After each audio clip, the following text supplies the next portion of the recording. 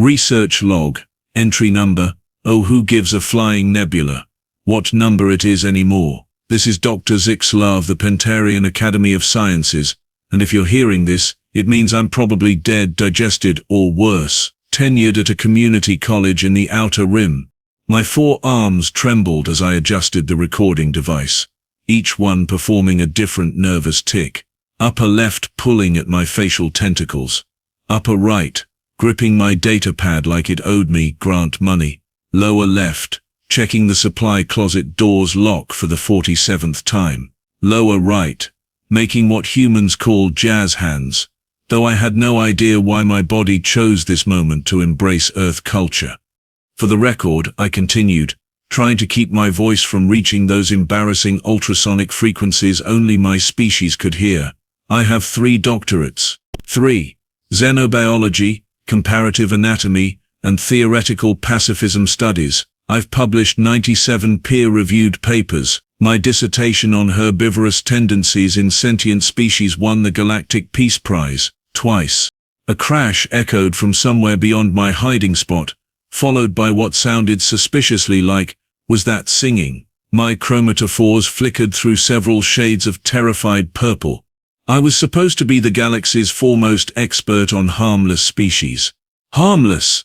Do you know what my most famous paper was titled? Humans, the universe's most adorable omnivores. I actually used the word adorable in an academic paper. That won awards. Another crash. Definitely singing now. Something about bottles of beer on the wall. So naturally, when the Xenobiology Symposium needed someone to present on Earth's classification as a Level 2 peaceful civilization, they chose me. Because why wouldn't you send the expert on fluffy, harmless creatures to study the species that keeps domesticating predators for fun? I paused, all 4 arms now engaged in what I believed humans called face palming. The Meridian station had been floating in neutral space for 300 cycles, hosting academic conferences, where the galaxy's brightest minds could argue about taxonomy without starting interstellar wars. It was supposed to be the safest place in known space. Key phrase there, supposed to be.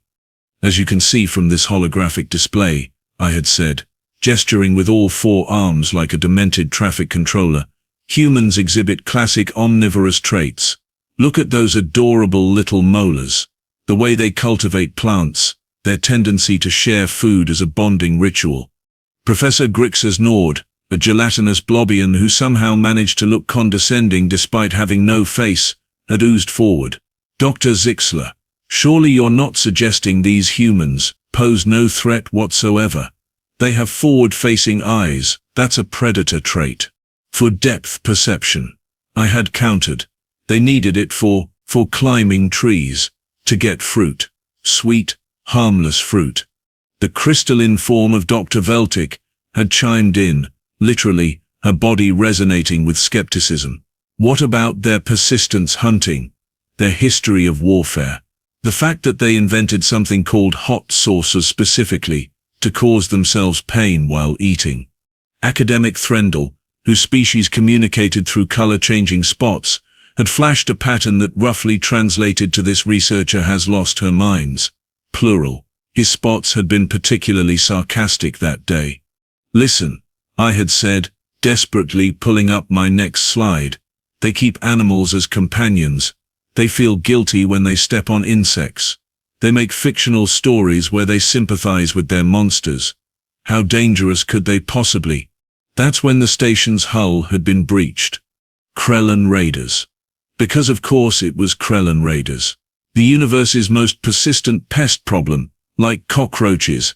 If cockroaches had plasma weapons and a terrible understanding of personal property laws, the emergency protocols had activated, sealing us in conference room 7 with nothing but our presentation equipment, several gallons of various alien refreshments, and Bob the human maintenance worker, who had been fixing the climate controls when chaos erupted. Bob, who had looked at the sealed doors, the panicking academics, and the sounds of approaching raiders, and said the words that would forever change my understanding of human nature. Welp, guess I better handle this. Hey doc, does this station have a janitor's closet? I'm gonna need some ammonia, bleach, wait, no, scratch that, bad idea, some aluminum foil, and maybe a mop, 2 mops if you got 'em. While the rest of us were performing our species' various panic responses, Grix's Nord was literally melting slightly. Veltic was resonating at frequencies that could shatter glass, and Threndel's spots were cycling through colors that didn't exist in most visual spectrums. Bob was humming. Okay, so, Bob said, pulling open a maintenance panel with the casual air of someone checking their mail. Krellan raiders, yeah? About my height, maybe 6 feet, compound eyes, real grabby with those pincer hands. They're going to dissolve us in acid. Veltic chimed at a pitch that made my teeth itch. Nah, Bob said, now elbow deep in the panel, pulling out various supplies. They're gonna try to ransom you, maybe eat one of you to make a point. Probably Professor Jello over there, no offense, but you look delicious. Grixenord's response was untranslatable, but definitely rude. I watched, mesmerized and horrified in equal measure, as Bob began laying out his supplies on the conference table, cleaning chemicals, kitchen utensils from the break room, several rubber bands, a roll of aluminum foil, 3 bottles of something labeled Frank's Extra Hot, now with more pain. Bob, I ventured, all 4 hands wringing nervously, what exactly are you planning to do with condiments and cleaning supplies? Well, Doc, Bob said, now mixing various chemicals in precise measurements. How did he know the measurements? Humans have this saying, it's not about the size of the dog in the fight, but the size of the fight in the dog, though honestly, it's also about knowing basic chemistry. He held up a spray bottle filled with something that made my auxiliary eyes water from 3 feet away. See, most species evolved natural weapons, right? Claws, acid spit, whatever those nightmare tentacles your cousin species has. Humans, we got pattern recognition and anxiety. Turns out those are way worse. That's just cleaning solution. Threndel flashed skeptically. Was cleaning solution, Bob corrected, adding something that made the mixture turn an alarming shade of purple. Now it's about to be a really bad day for anyone with compound eyes. The beautiful thing about improvised weapons is that nobody expects them.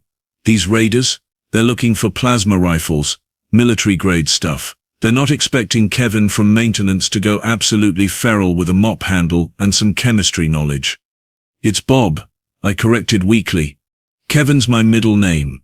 Now Doc, you might want to take notes on this. I'm about to demonstrate what my species calls messing around and finding out.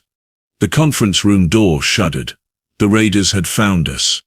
Bob positioned himself behind the door with his spray bottle and what appeared to be a standard mop he'd somehow converted into, I wasn't sure what, but it had springs and cutlery attached to it now, and I was pretty sure that violated several laws of both physics and warfare.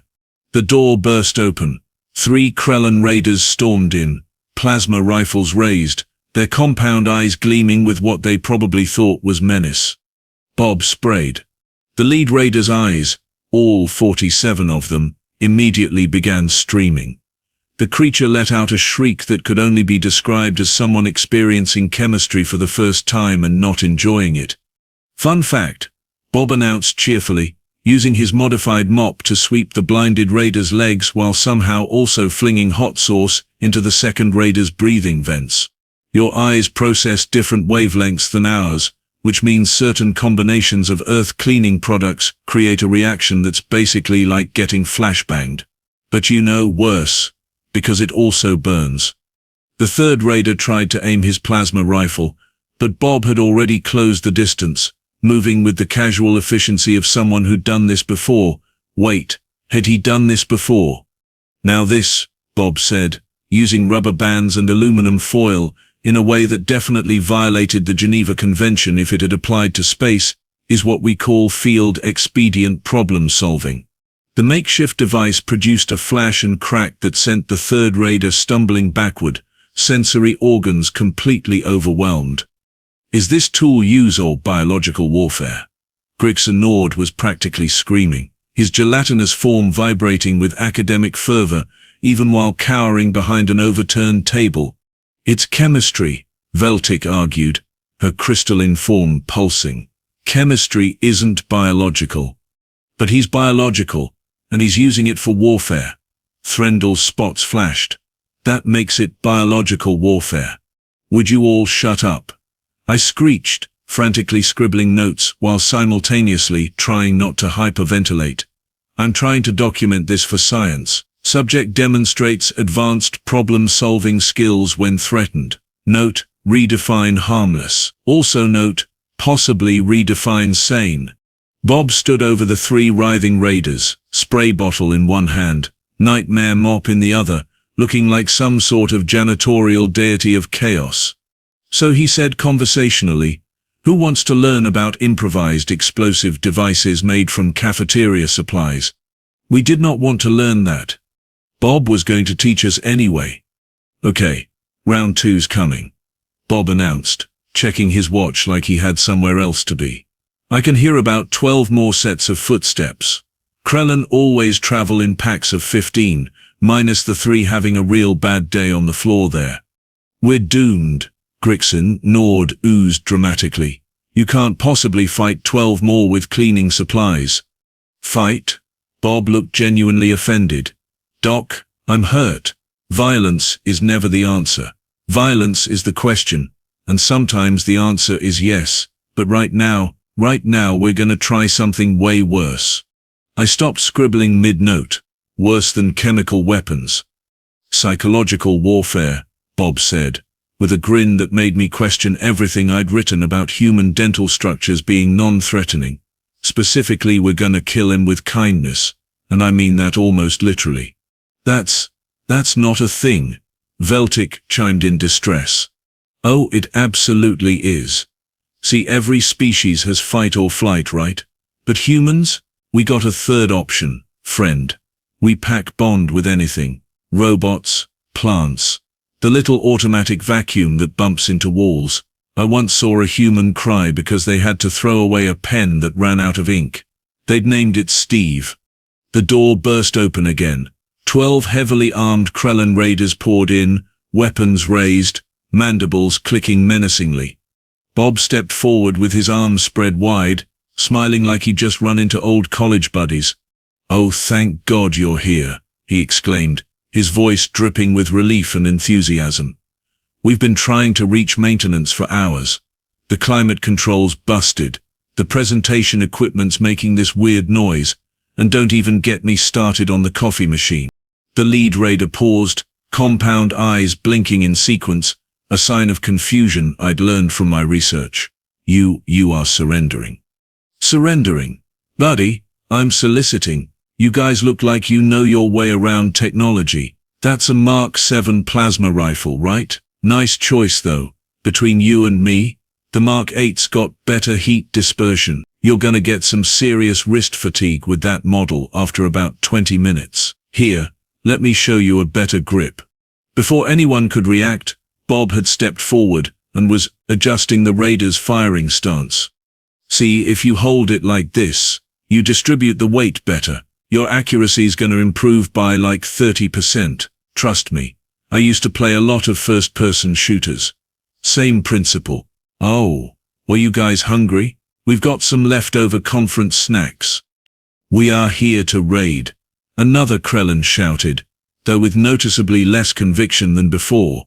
"Raiding on an empty stomach. That's just poor planning," Bob said, pulling out a tray of various alien delicacies. "Look, I get it. Raiding's tough work.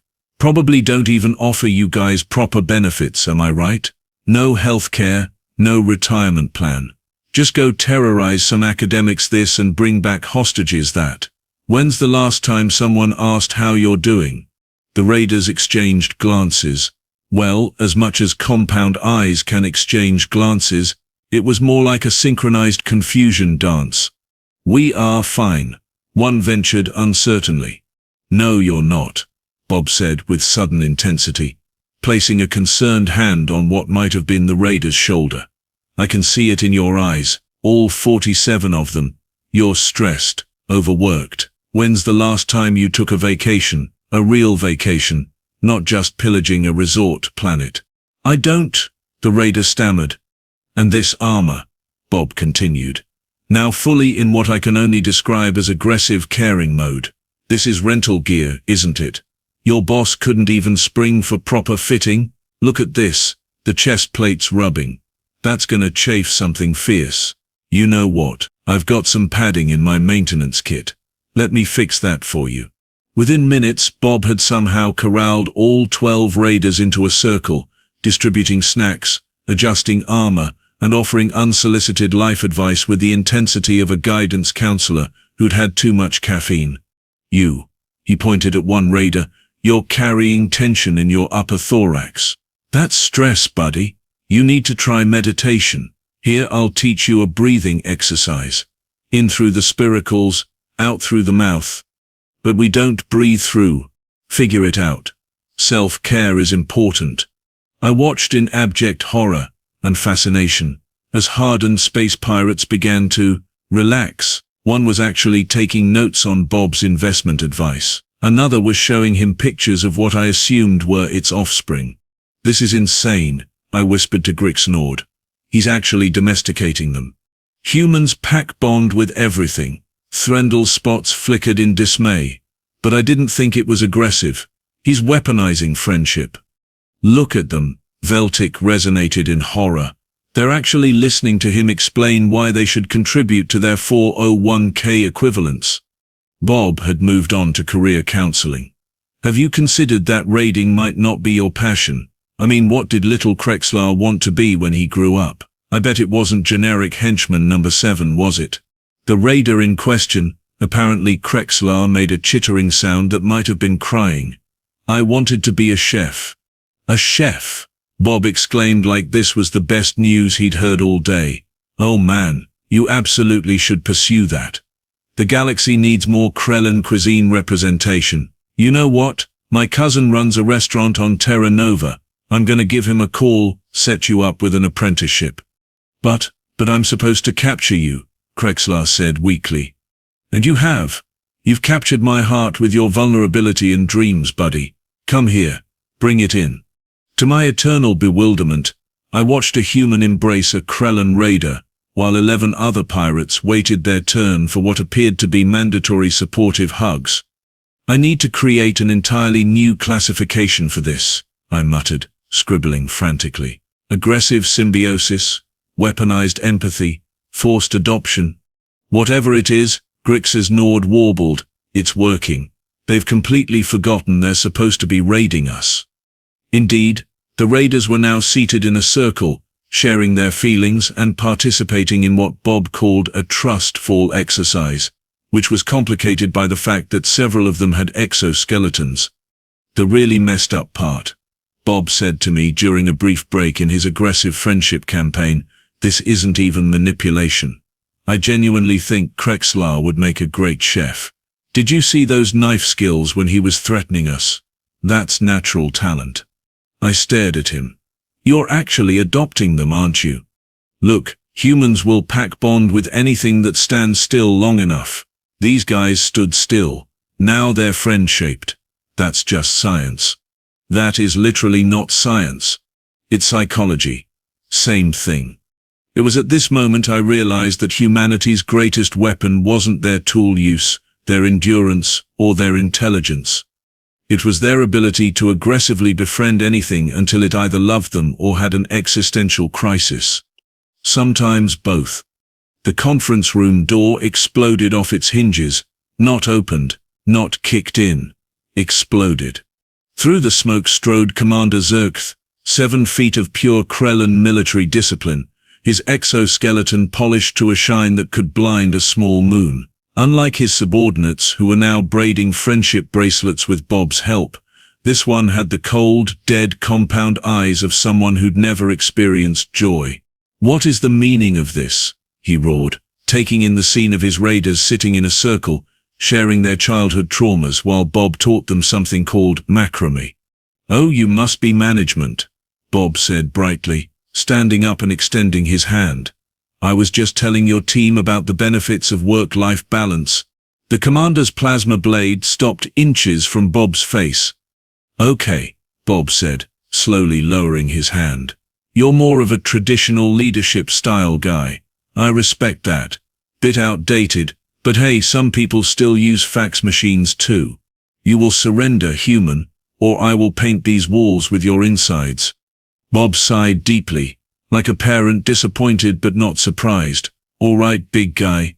Guess we're doing this the old-fashioned way.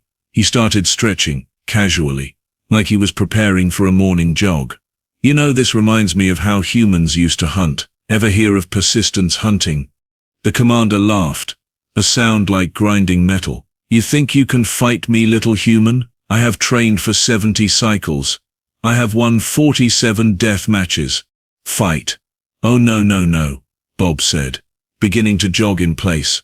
See, humans didn't evolve to fight. We evolved to do something way worse. We evolved to follow.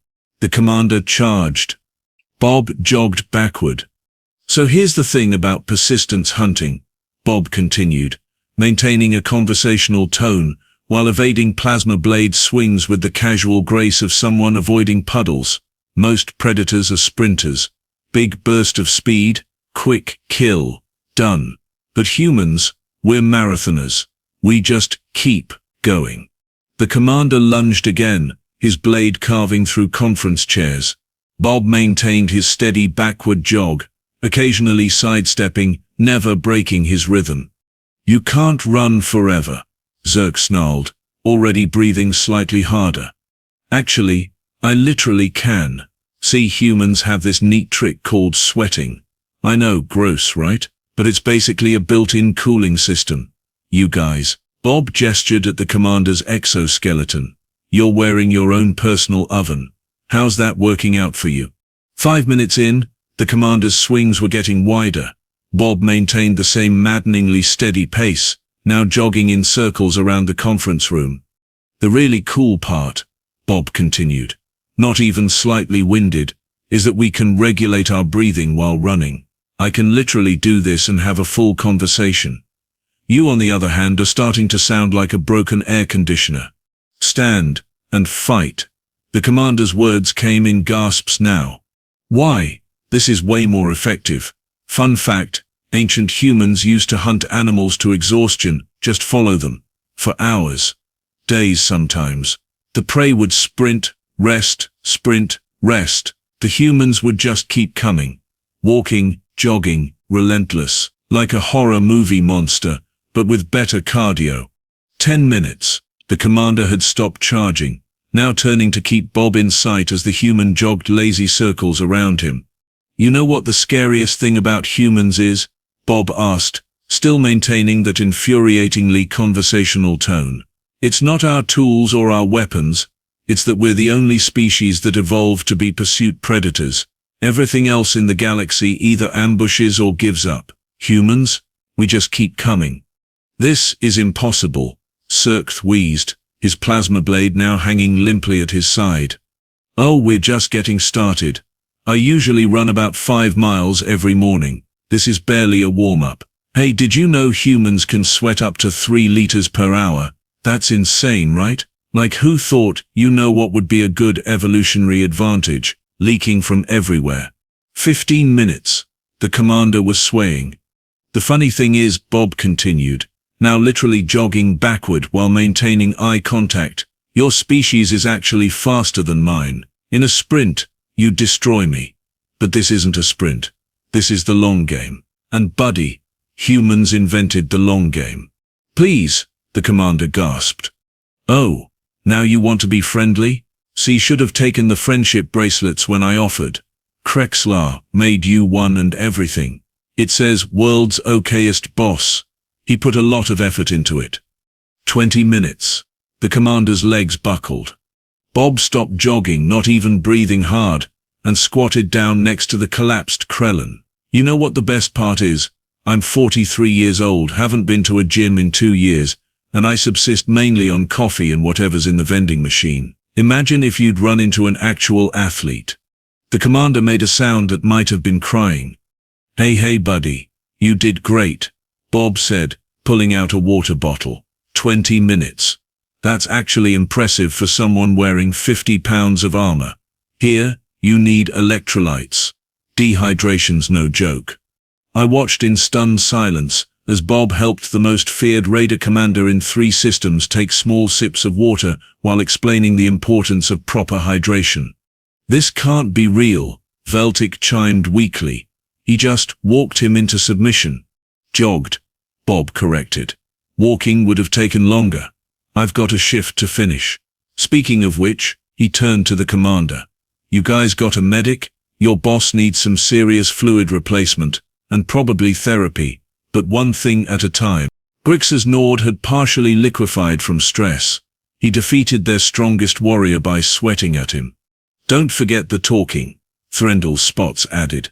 "The never-ending casual conversational talking." I was scribbling so fast, my stylus was smoking. New classification needed. Humans are not persistence predators. They're psychological endurance weapons. They literally exhaust you physically while destroying your will to live through continuous commentary. "I heard that," Bob called out, now teaching the recovered raiders how to check their commander's pulse. "And I prefer aggressively helpful. Speaking of which, who wants to learn CPR? Never know when you might need to save someone you just defeated." The raiders, thoroughly broken, raised their appendages. "He's domesticating them again," I muttered. "No," Grix Nord corrected. "Now he's training them. Like pets."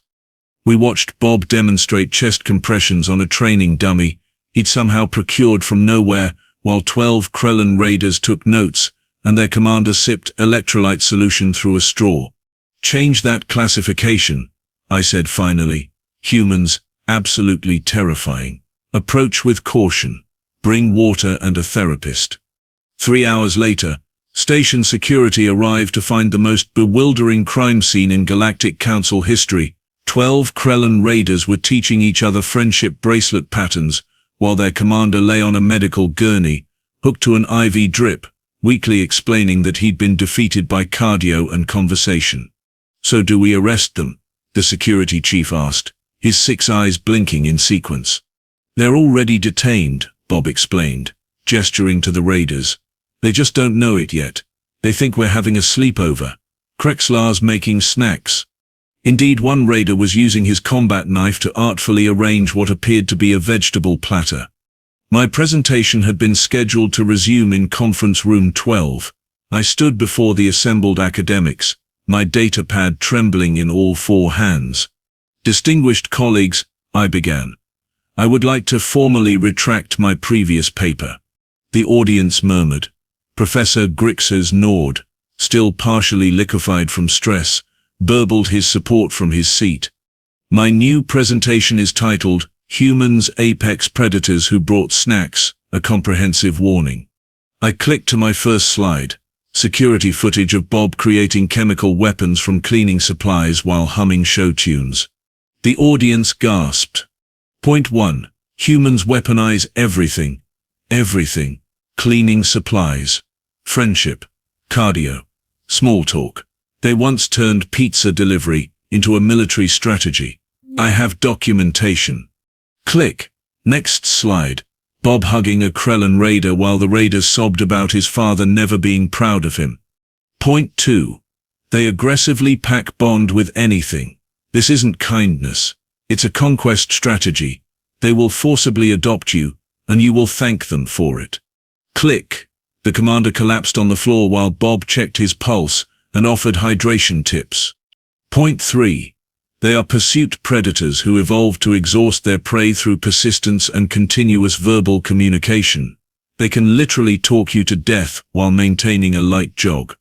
The audience sat in stunned silence. Then, tentatively, Veltic chimed, "But surely, this was an exceptional case. One human couldn't." "Bob is 43, works in maintenance, and describes himself as aggressively average," I interrupted. "He informed me that his teenage offspring could have handled this situation faster because they, quote, actually do CrossFit, whatever that is." More silence. I motioned to reclassify humans from Category 2, peaceful, to Category 9, existential hazard. Threndel's Spots flashed. "Seconded," came a chorus from the audience. Meanwhile, Bob had returned to his maintenance duties, currently fixing the conference room door while teaching 3 former raiders how to properly use a welding torch. The scary part, I continued, is that he doesn't even realize what he's done. When I asked him about it, he said, "I just did what anyone would do." Then he offered to teach me something called Krav Maga, which is apparently the art of hitting people with everything including other people. My final slide appeared, a new warning label for human space, featuring Bob's smiling face with the caption, "Danger, humans present. They will defeat you with kindness, exhaustion, or improvised chemistry. Sometimes all three. Approach only if prepared for aggressive friendship." In conclusion, I said, humans should be reclassified from mostly harmless to absurdly dangerous when bored. The three tactics I've documented today, improvised weapons, weaponized friendship, and persistence hunting, are now mandatory study for anyone entering human space. Also, I added, pulling up one last image, Bob's business card which he'd given to all the raiders. They give their contact information to their enemies. For networking. I don't know what that means, but it sounds threatening. The vote was unanimous. Humans were immediately reclassified. Bob, oblivious, was now running a yoga class for the former raiders in the corridor, because flexibility is important for personal growth. Galactic Council Directive 7749X, Human Interaction Protocols. Following the Meridian Station incident, all species must observe these warnings. Warning 1. Humans transform everything into tools. Do not leave them unsupervised with any materials. This includes cleaning supplies, office equipment, food condiments, and especially rubber bands. Warning 2. Humans will attempt to befriend you. Resistance is futile. Accept the friendship bracelet. Pretend to enjoy their cultural exchanges. It's safer than rejection. Warning 3. Never engage a human in any endurance activity. They will outlast you while providing running commentary about your declining performance. Personal log. Director Zixler of the newly formed Department of Human Studies and Survival. Yes, that's my actual title now. I adjusted my 4 new badges of office, each one reading Survived Human Encounter in different languages. After extensive research, I've reached one ultimate conclusion about humans. They're not dangerous because they're violent. They're dangerous because they're brilliant. They're dangerous because they're creative, social, and easily bored. A bored human is a galactic incident waiting to happen. Bob still sends me messages, by the way. He's teaching the former raiders something called pickleball. I don't know what that is, but they seem happy. Final note. If you encounter a human, keep them entertained. Give them a puzzle, a friend, or a problem to solve. Whatever you do, never leave them alone with cleaning supplies. They'll get ideas.